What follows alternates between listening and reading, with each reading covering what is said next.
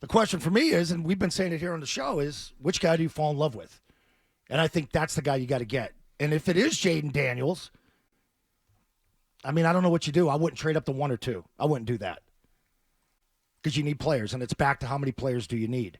The fact they interviewed Knicks, the fact they interviewed these guys on the second tier, J.J. McCarthy, we talked about this yesterday, him climbing up the board, possibly a top 10 pick now. You got to put it out there that you're interested in all of them because I think you have the ability to move now. And that's a big thing. You can move off the pick. And the more and more we get closer to this, I think Daniels is going to be off the board, whether it's 1 or 2. And I'm not in love with the other 2 guys. As Hal writes, the Pats will likely question May, a league source said, about why his stats dipped in the final year as North Carolina's starter, when his completion percentage and touchdown numbers dropped while his interceptions increased. Now, there are plenty of reasons from the outside that you point to: an offensive coordinator change, offensive line issues, things like that have been brought up. But I don't think that's what Howe is necessarily talking about. I think what he's mentioning is they want to know how he answers that question. Right? They want to hear from him why he thinks that happened. Is he willing to pin the blame on somebody else, or is he going to say, well, let me tell you why I wasn't as good last year, and is he going to sort of take the blame, shoulder the blame for his stats dipping? I think is he a why guy? Like the previous guy here who's still here. And if you don't look at the tape and figure it out. Well, I think they already know that, right? Right, but they want to hear from him. It's Correct. not about knowing. It's about knowing how he would answer the question. Right. Which are 2 different things. And that's the scariest thing about these meetings. It's like the whole N'Keal Harry thing. You fell in love with N'Keal Harry because of the damn meeting you had. And when these 30 visits start where you bring the guy actually in your building and you could get more personal with him, I think it's sort of generalities now at the Combine where you're asking him more broad questions. When you get him in your building, that's when you put him up on the whiteboard. That's when you start showing the tape. What would you do here differently? And how does he react to the new coordinator? Jeff Howe of The Athletic writes on Daniels. A league source said New England and other teams will be questioning the Heisman Trophy winner about his transfer from Arizona State and grill him on the whiteboard to see how quickly he can memorize plays since, as the source said, the offense he ran at LSU wasn't as complex. They'll also be keen to see his weight, considering his slight frame. He's hoping, by the way, to weigh in at 210 or higher. Start drinking water. Hoping to hit 210. Joe, how would you gain 10 pounds in like 1 week? Bagels. Extra cream dense, bagels. really Boring. dense carbohydrates. Yeah, Pizzas. Yep. Yeah, you gotta have a Milliken Saturday. Yeah. Like on a Friday and a Saturday. Milliken, do you think you could help Jayden Daniels put on some weight before his weigh-in? Give me a call, please. I'm the perfect guy for this job. One day. I need 1 day. You could do at least 8 pounds. He's like, you ate all the food. How am I supposed to gain? Just about the 2 quarterbacks, though. Like, Jayden Daniels really never, I don't want to say never faced adversity. Like, he had some tough games. But Drake May really fought adversity. And if they're looking for tough guys who can be leaders, of the 2, I think it's Drake May. I think Drake May's play diminished because he lost Josh Downs, who played for the Colts last year, one of their top receivers. Yeah, you said that when you were in with me one day. Yeah. Like he was an elite, just an elite wide receiver who's playing in the league. But if you're going to look at toughness and factor that in, you could also go to Penix on that.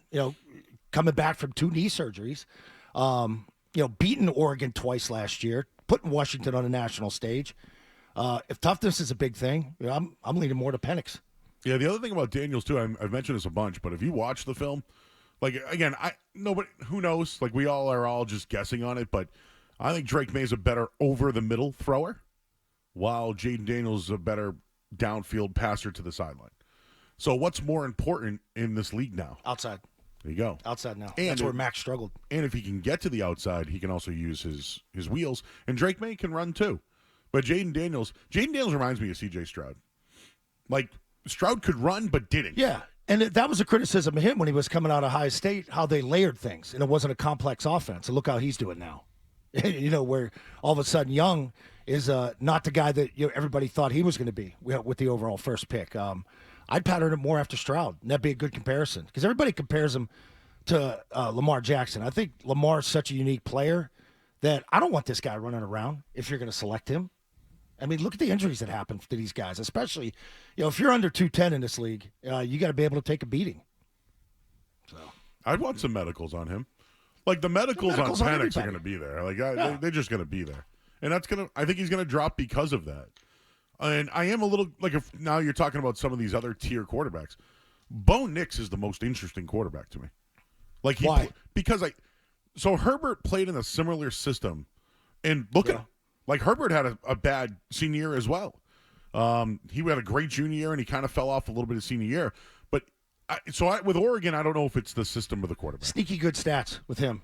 You know, T-Bone said some notes last night in Slack. When you actually look at him, you're almost 70% completion percentage, thrown for all those yards. Started so many games, 61? More than Daniels. Everybody credits Daniels for the 55 starts. Sneaky good stats. But when you watch him, I'm not in love with the guy. His size. Yeah. And I remember him at Auburn. Reminds me of Tebow. A little bit.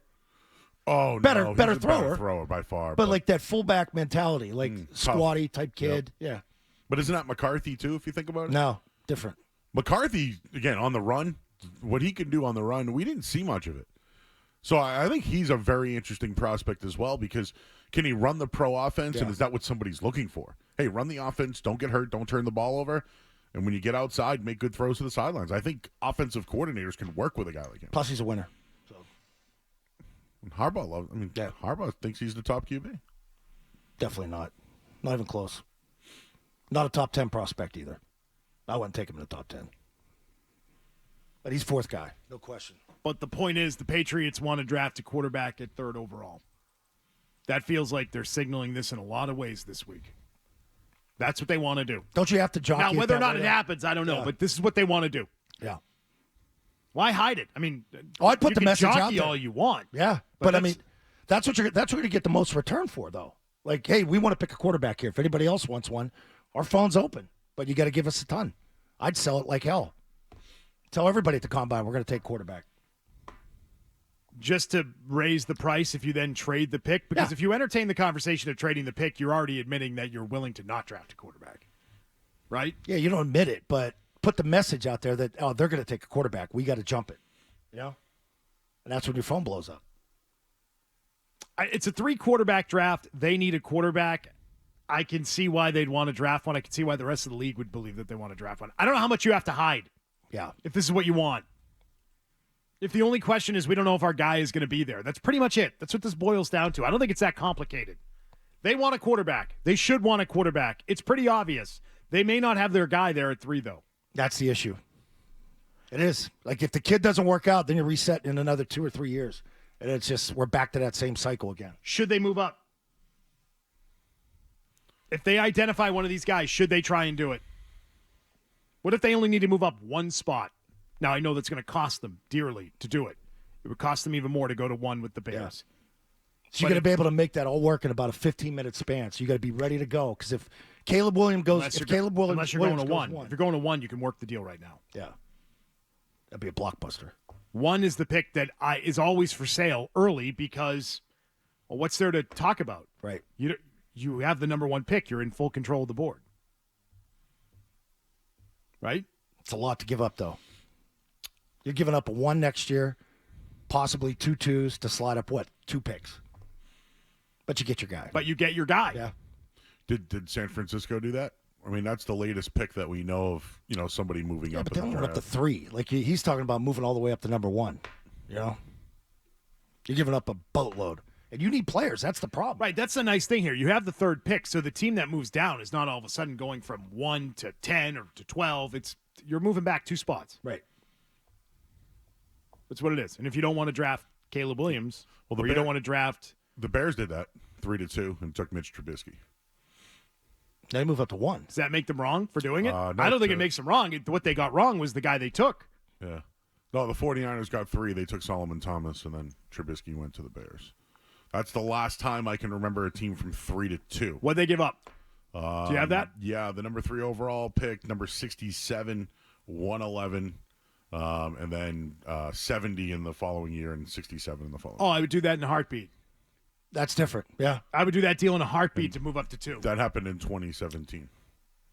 Again, if they have the guy at 2 that they want, Right.